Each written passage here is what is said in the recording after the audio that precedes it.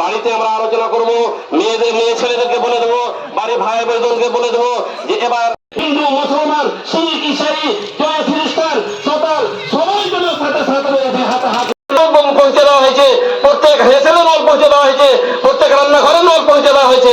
কিসের কারণে? বাড়ির আমরা এমএলএ পেয়েছি, তাই না?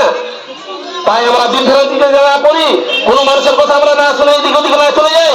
একবারের মতো আমাদেরকে অটল হয়ে দাঁড়িয়ে থাকতে হবে যে আজহারদারকে আমরা এবার জিতাচ্ছি, জিতাবো, এবার আমরা এমএলএতে খাড়ো করছি এবং আমাদেরকে এমএলএতে একবার আমরা চ্যালেঞ্জ দিই দেবো।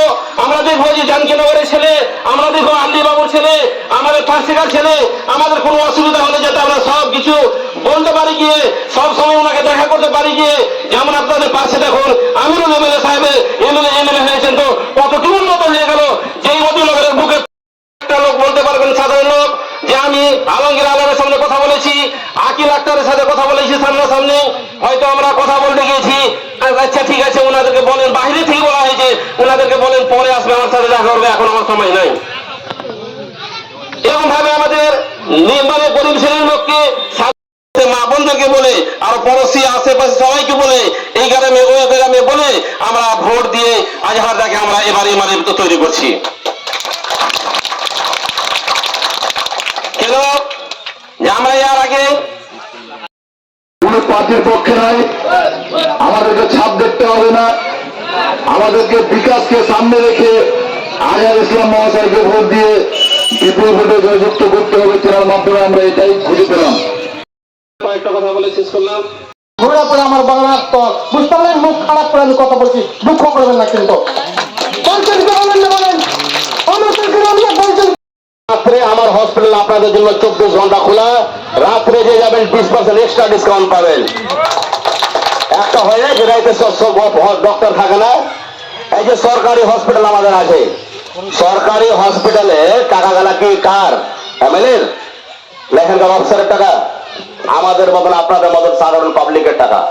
হসপিটাল অবস্থা কি আপনারা তো সবাই জানছেন, পেটে লাগারও মনে হচ্ছে ওষুধ থাকে না, থাকে? ডাক্তারকে যা ধরবেন তো ডাক্তার কোনটা আছে? তো চেম্বারে আছে, রোগী কাঁদছে ব্যথাতে, কিন্তু ডাক্তারের কোনো দর্শন নেই। 1 ঘন্টা 8 ঘন্টা পর ডাক্তার আসছে।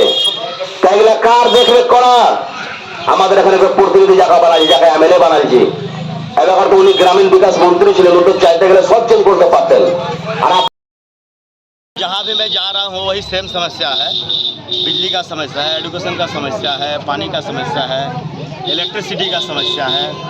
समस्या जो हम लोग का जीवन यापन के लिए जो मेन 4 समस्या है, ये आज तक जो हमारे पहले के पूर्व के जो विधायक जी लोग रहे हैं, आज तक ये समस्या का समाधान नहीं हुआ।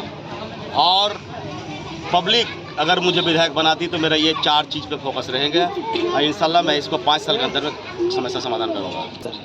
समस्या में तो बोला, पानी का समस्या है, बिजली का समस्या है, एजुकेशन का समस्या है, मेडिकल का समस्या है। मेडिकल तो आप लोग जान ही रहे क्या सदर अस्पताल का अवस्था है, आप लोग खुद मेरे साथ बहुत बार गए हैं। मैं तो हर एक साल मैं जाता हूँ मेडिकल सदर अस्पताल में, वहाँ का पेशेंट लोग को देखने के लिए ठंडा का टाइम में। लेकिन क्या वहाँ का स्थिति आप लोग को अच्छी तरह से पता है, वाकिफ आप लोग। धन्यवाद।